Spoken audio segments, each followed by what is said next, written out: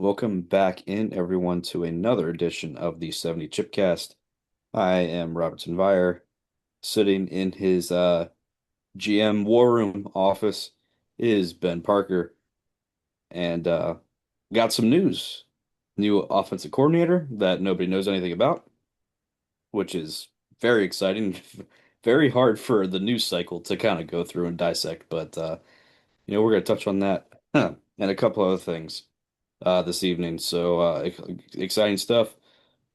Defensive coordinator search, and then we're going to get into some defensive prospects later on after that. Ben, how are we doing this evening? Man, I'm doing great. The off season is here, and obviously we wish it hadn't come this soon, right? We wish we were gearing up for a big playoff game like we were last year, but that's not the case. So in any case, here we are. We're working our way through the off season. We have so much to talk about all during the off season, and this is the beginning of it, right? So it's putting together the coaching staff first of all, making it look like what we want to, and then starting to switch back over to the player side of things. So I'm excited to be here tonight, man. Yeah, so let's just get right to, the big news over the past couple days. David Blough promoted from assistant quarterback coach to offensive coordinator. Quite the jump, just that in of itself. He's only been coaching for 2 years. Just finished up his second year of coaching and is now, I would assume, play caller and offensive coordinator for for an NFL franchise, which is crazy to think about. He was just playing a couple seasons ago. Um, so why? I think that's the question is why this guy and why not wait for potentially like a Mike McDaniel or a more well-known uh, play caller out there that's available. A couple of reasons. Number one. The Mike McDaniel thing, I think we had talked about it last week, where that just seemed like kind of like a match made in heaven. He was familiar with Dan Quinn. Dan Quinn was familiar with him. Clearly the best play caller available, but now there's 9 head coaching vacancies.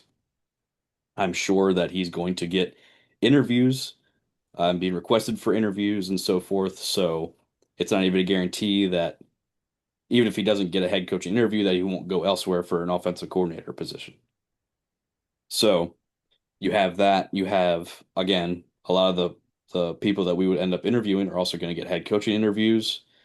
And the Lions, for one, had already interviewed David Blough for their offensive coordinator position, and they really liked him. So it's like, okay, we can end up losing this guy that we like too, and maybe lose out on a guy that we really want that's out there, and they take a head coaching job or just take an offense coordinator job elsewhere, and then we're left with not great options at that point.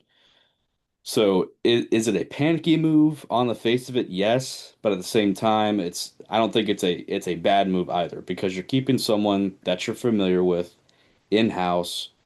That everyone has stated that this dude has a brilliant offensive mind. And our franchise, everyone knows, fans, we know the graphic of that Shanahan coaching staff where it was uh, Kevin Shanahan or Kyle Shanahan. I don't know why I said Kevin. Kyle Shanahan, Sean McVay, Mike McDaniel, Raheem Morris, all on the same staff, right? So, and becoming much better coaches than we've had over the past decade plus.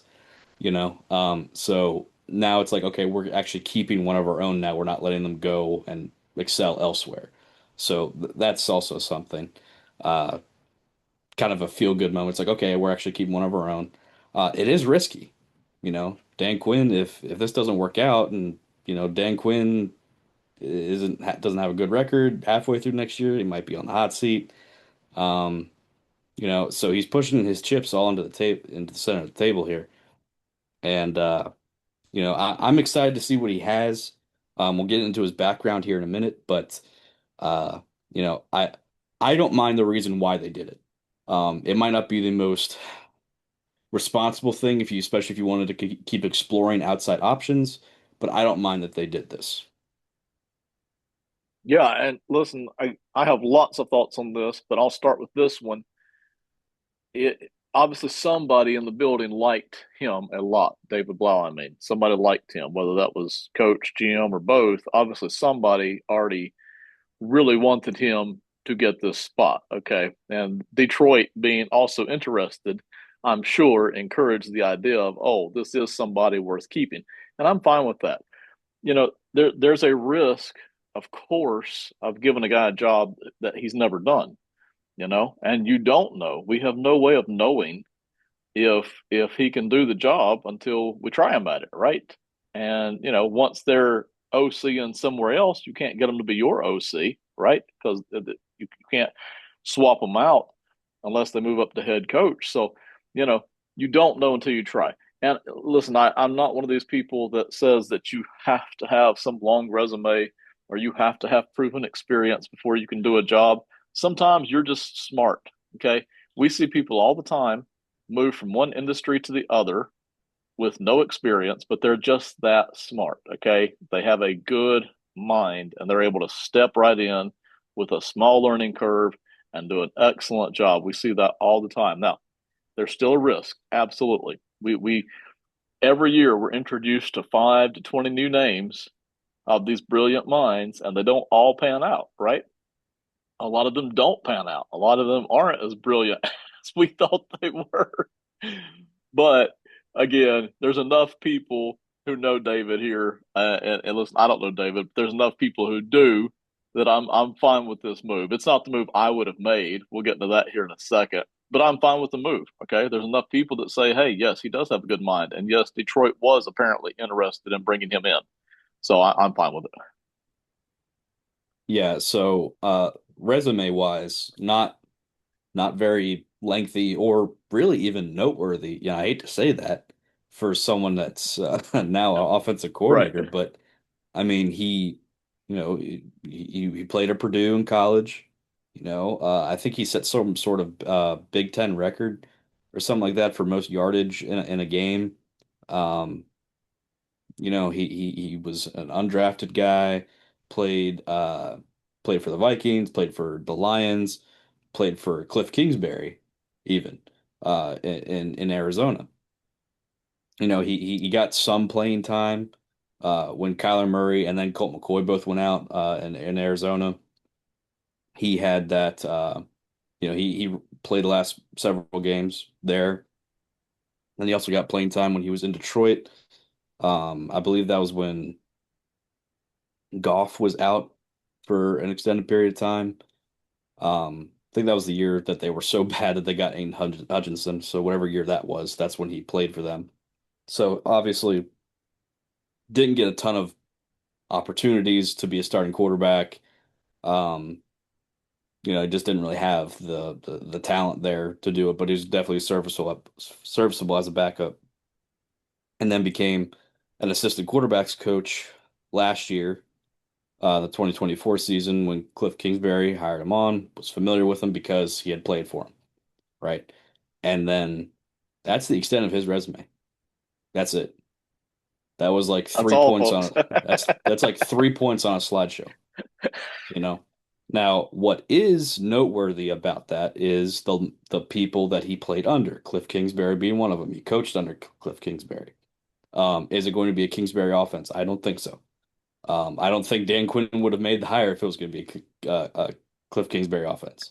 Also played under Kevin O'Connell, obviously from the Shanahan tree.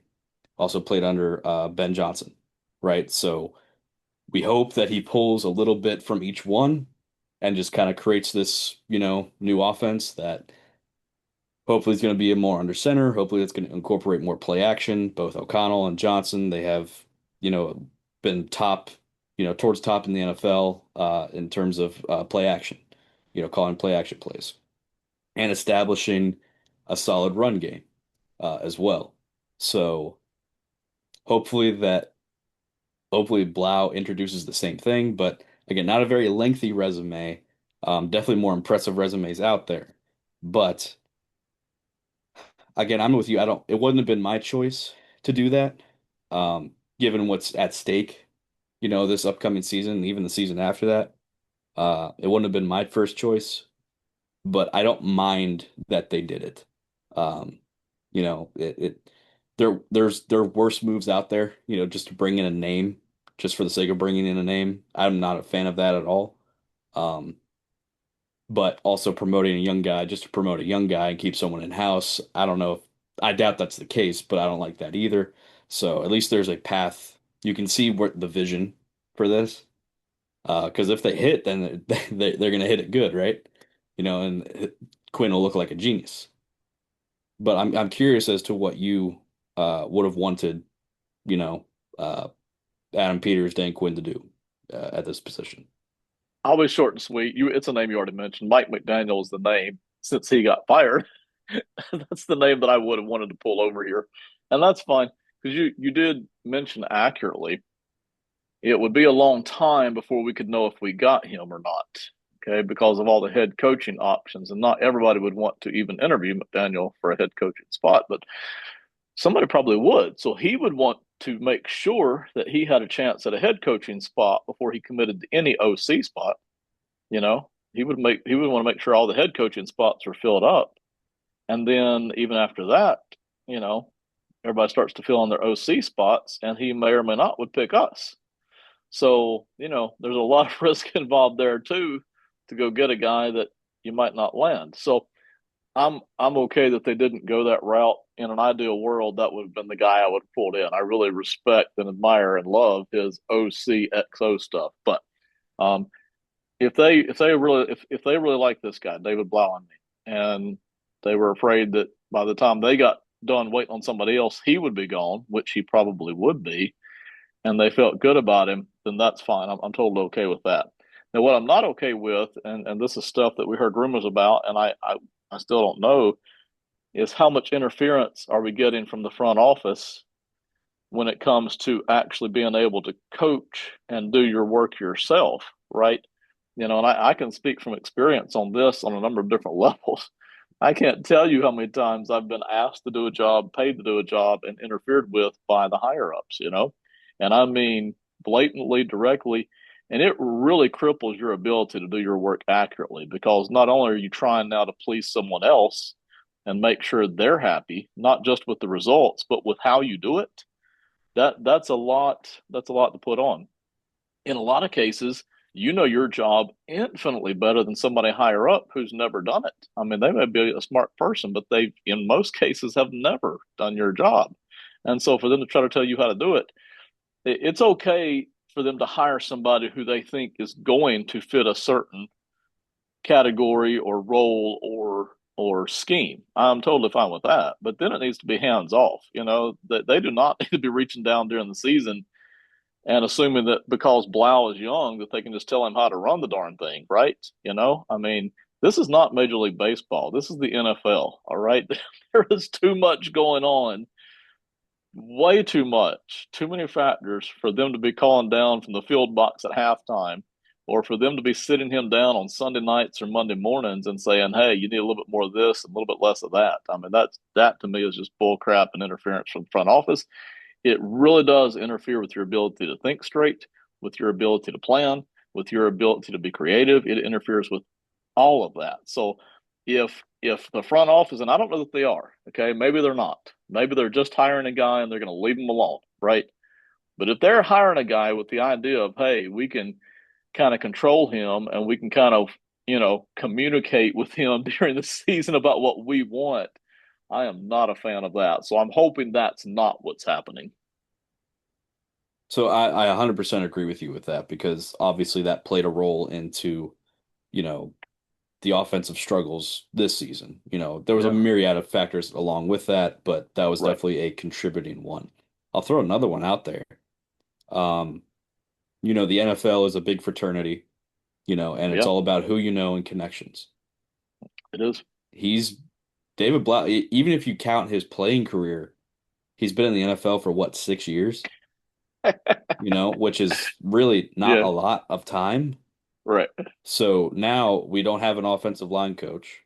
It's very possible that a guy like Brian Johnson ends up leaving, because he had previous experience. He was interviewed for the position, as assistant head coach, pass game coordinator, the whole 9 yards there. It's possible that he ends up leaving, maybe because if he feels slighted or so forth. Right. Um, it's possible that, when Cliff gets a job, it's not going to be if, it's when, um, that he poaches some of the guys that are on our current staff, you know? Yep. So David Blough being a new offensive coordinator is going to have to replace these guys. Well, how is he going to do that? Does he have or is Quinn going to do this for him, or is Peters going to do this for him? It kind of goes into the front Right. office How interfering. big is the So Rolodex? Yes. exactly. So now is David Blau just going to hire his buddies? I don't know. Who are his buddies? Do we even know? Like it brings in more questions. It's like, okay, who can you bring in? Is anyone going to want to come be, work under your staff? It's it's just another thing that you initially don't really think about when you're talking about, oh, you're the play caller. You're not thinking about, oh, who your position coaches are going to be, but it is important stuff. I mean, Right. they're not hired on just to, stand around and do nothing. They actually have a job to do, and it's rather an important job. It just doesn't get all the news coverage and all the glory and all the limelight, right? Nope. It's stuff that often goes unheard of, unless you're, in the actual game itself. So I'd be interested to see what happens there. Um, I kind of doubt that Blau is initiating a lot of these interviews. I imagine it's going to be Quinn's connections. Be like, hey, I know a guy for this, I know a guy for that. It might not even be guys that Blau wants.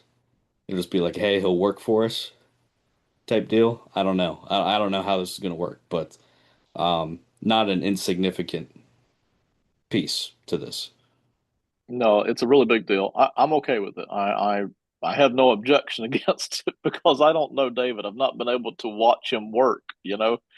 And if he's got a brilliant mind and if he can do a great job calling plays and if they can get in a, good offensive line coach to make sure the offensive line is working together as a unit and working with the play calling, I'm totally fine with it. It could be an absolute grand slam. I hope it is. But I there's a do lot too. of unknowns. We've mentioned some of them, but not even all of them. So let's get into some more unknowns, which is the defensive coordinator position that has not yet been filled. And No, it hasn't. my guess is it's not going to get filled for at least another week or so. Um, and again, I think part of that is wait till more teams have exited the playoffs first, and then see what could be available potentially. So here's who we have interviewed. Chiefs defensive line coach Joe Cullen, Raiders current defensive coordinator Patrick Graham, Titans current defensive coordinator Denard Wilson. Those are the guys we have interviewed. No one internally yet. I doubt there isn't going to be anyone that we interview internally as well. There's just not a lot of guys on the staff that either have experience as DC or have, the confidence to fill that role. And I can guarantee you one thing, whoever the DC is going to end up being, he's going to have experience doing it because we're not going to hire some first time guy or some guy that's been in the NFL or as much as David Blah has. Uh, he could do it with one coordinator. Quinn's not going to do it with two. So we've also requested an interview Vikings defense coordinator Brian Flores. His contract is up in Minnesota, so he does potentially have free reign to interview elsewhere, especially if he's not retained. And then former Cardinals head coach and Eagles defense coordinator Jonathan Gannon. Uh, I also have a list of potentially available there. Jeff Ulbrich, he was, I believe, is the Cowboys requested to interview him. Uh, he is currently being retained, but the Falcons, I mean, whoever their new head coaches might fire him, but the Falcons have blocked uh, interview requests from the Cowboys. I think there was another team as well. Same situation with Jim Schwartz. And then, of course, the former Falcons head coach, Raheem Morris, which there is rumor that he might not even coach in 2026. So he may or may not even fall onto this list. Um, I have already stated, probably at least twice on the show, that I do not want a guy from the Dan Quinn tree. I don't want a guy that's in the Dan Quinn defense. I want someone that I want Dan Quinn to be CEO, and I want him to be the motivator. I don't want him doing anything with the roster, anything with the defense. I don't want him doing anything. I want whoever he brings in, hopefully it's a Schwartz or a Flores or even a guy like Patrick Graham who has a lot of experience under Bill Belichick.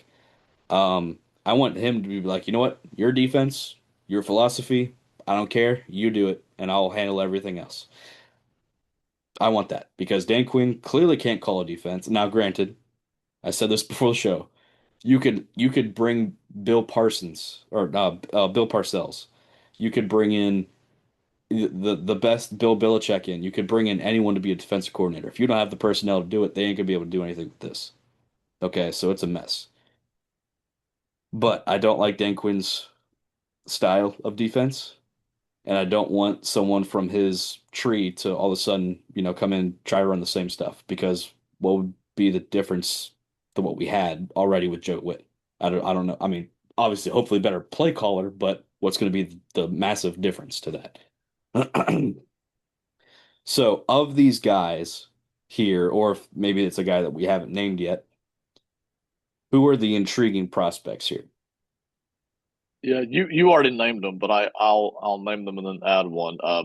Brian Flores is the first guy I would want if he would come over. Now, honestly, I know what he's hoping for. The same thing I'm hoping for. I'm hoping Brian Flores gets a head coaching job. So we'll see. I really would want him to be hired as a head coach somewhere. If not him, then right up there with him is Jim Schwartz. I would love to bring him in. You and I talked about him last week. That would just be, I think, a home run hit right there. So I'd love to see that. After that, not far behind those two guys is Patrick Graham. Honestly, another guy that you mentioned, his work at the Raiders. It's easy to underestimate it because they too have no talent on defense outside of Max Crosby and a couple of other decent guys. I mean, there's just not much there to work with. But what he did do while he was there was impressive. I thought it was by and large really tremendous there with the Raiders. So I love Patrick Graham's work as defensive coordinator, and I would be excited for him to come. So that's three names right there that I would be very excited about. And if we couldn't get one of them, then Denard Wilson as well is a guy that I would be okay with, but not excited about. But Denard Wilson I would be okay with as well coming over. But boy, I would, if you could tell me if Flores was coming or Schwartz was coming or Graham was coming, I would be thrilled. Yeah, I mean, Flores automatically jumps to the top of my list. Um, yeah, Schwartz as well. We talked about him. Graham, I'm okay with. Um, as you said, the work that he did with the Raiders, and also the fact that he comes from, Belichick's, staff in the past, and apparently did a lot of work on his staff as well. If a guy like a defensive mind like Bill Belichick is willing to trust a guy to do that a lot of that work and be on his staff, I think I'm okay with him being defensive coordinator. Generally speaking, I am curious what you think of Jonathan Gannon, because excuse me, we have not interviewed him yet, but we are going to later this week as long as no one else tries to come along and snatch him up. So, what is your opinion on him?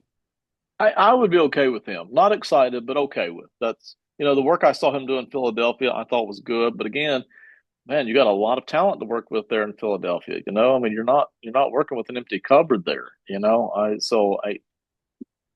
and then in Arizona, I think it's well documented that his defenses in Arizona weren't great. But again, when you're the head coach, you don't really typically get the time to run one side of the football the way you did when you were DC. You just have so many more demands. So, you got to delegate something. And, I seriously doubt that he had his hands on the defense the way he would have had he been only the defensive coordinator. So I would be totally fine with it if that's what they bring in. Not excited. I'd put him right there with, well, probably a little bit ahead of Denard Wilson, but both of those guys I would be totally fine with. Yeah, I would be as well. Just not nearly as excited if it was Flores or Schwartz. Those Right. to me are definitely the top two guys. Again, as we stated, none of these guys are going to be able to do. nearly as good of a job as they can do without some real talent on the defense side of the ball, which is Yep. something that we are sorely lacking. Um, if we have maybe three returning starters next year on defense, maybe three Is if that you good or want. bad? Uh, Good in one way because we don't want those other guys playing, but We don't want the other people. bad because we got to find eight new starters. Because the three would be Trey Amos, uh, Javon Kinlaw, which I'm not even super thrilled about, and Frankie Louvu. And that's it. That's it. So we definitely have some work to do on that side of the ball, which is going to be our next. Before we move on, did you have anything else about the defense coordinator candidates? No, to me this is a good group, but man, when you look around the league, and I I know for a fact that there's going to be nine staffs that need a defensive coordinator, and I didn't even check to see if there's anybody that who else needs a DC that doesn't that's already got their head coach filled out, right? So Right. a lot of hands grabbing for these names here. So if there's a guy here that you like who's not going to be a part of the head coach interview process, which maybe Jim Schwartz wouldn't be, maybe. I'm sure he would like to be, but I don't know that other people are looking at him for that. Same thing for Patrick Graham, perhaps. Then maybe you go ahead and grab those guys if you can before somebody else does. I would like to have that wrapped up, but sooner rather than later. But again, we don't know who's gonna, all of a sudden become available and so forth. I feel like this one's gonna take a little bit longer. Um, because even if we do interview these guys, they're probably gonna want to wait to see who ends up where. Mike Tomlin's now out there as an available candidate, and that's another head coaching job that's um, now available. Um, nine head coaching positions open. Also potentially nine defense coordinator positions plus everything else. It's just a lot right now. So, um, And it's entirely possible. Matter of fact, I know it's possible. A team that currently is employing a head coach actually turns around and hires Tomlin or Harbaugh. So there could be even more coming. there very well could be because, I'm reasonably sure Mike McDaniel was fired because of John Harbaugh. Now you have Mike Tomlin Yes, available.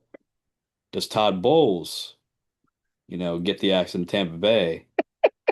Because honestly, I'm being honest, if Todd Bowles becomes available, he would probably be right up there in that group with Brian Flores and Jim Shorts for me of guys to right, bring in for a defense coordinator. right. So, I mean, I don't even know who else would be potentially, maybe a guy like Aaron Glenn. Maybe he gets the axe, but I don't know that Harbaugh or Tomlin would want to go to New York to do that. Um, I can't really think of anyone else um, that would be in danger of losing their job right now. Maybe is that guy like Zach Taylor would he would get canned? Maybe, but I feel like they've kind of already made their decision there and going to live with it. I don't know that Harbaugh or Tomlin becoming available all of a sudden changes their minds. Yeah, and if I could be wrong, I don't think Mike Tomlin is the kind of guy who would show up in the division coaching the Bengals or the Browns or the Ravens. I just don't think he's wired that way. Now Harbaugh might. I think Harbaugh might would show up in the division, but I don't think Tomlin would. I think if Tomlin's going to coach again next year, which maybe he doesn't, but if he does, I think he doesn't show up in the division. Yeah. So a lot of stuff to keep tabs on over the next week or so. Um, so next topic we're going to cover tonight